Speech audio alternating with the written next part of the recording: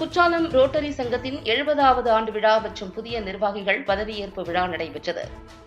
தென்காசி மாவட்டம் குற்றாலம் ரோட்டரி சங்கத்தின் 70வது ஆண்டு விழா மற்றும் 2025-2026 ஆண்டிற்கான புதிய நிர்வாகிகள் பதவியேற்பு விழா குற்றாலம் ரோட்டரி சர்வீஸ் சென்டரில் நடைபெற்றது. இந்த விழாவிற்கு ரோட்டரி சங்க தலைவர் சைரஸ் தலைமை வகித்தார். செயலாளர் பிரகாஷ் முன்னிலை வகித்தார். பொருளாளர் இளஞ்சிகுமரன் அனைவரையும் வரவேற்றார். விழாவில் ரோட்டரி சங்க முன்னாள் ஆளுநர் அசோக் பத்மராஜ் சிறப்பு விருந்தினராக கலந்து கொண்டு புதிய நிர்வாகிகளுக்கு பதவி பிரமாணம் செய்து வைத்தார். இதில் குற்றாலம் ரோட்டரி சங்க தலைவராக சைரஸ், செயலாளராக பிரகாஷ் ஆகியோர் பதவியேற்றுக் கொண்டனர்.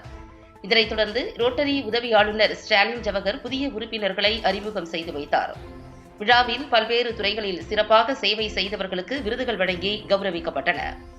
இந்த விழாவில் முன்னாள் ரோட்டரி ஆளுநர் ராஜகோபாலன், அழகராஜா, ராமகிருஷ்ணன், ஸ்ரீராமன், செல்வகணபதி, டாக்டர் மாரிமுத்து, கைமுருகன், லிங்கராஜ் மற்றும் தென்காசி, குற்றாலம், செங்கோட்டை, கடையநல்லூர் ரோட்டரி சங்க நிர்வாகிகள், உறுப்பினர்கள் உள்ளிட்ட பலர் கலந்து கொண்டனர்.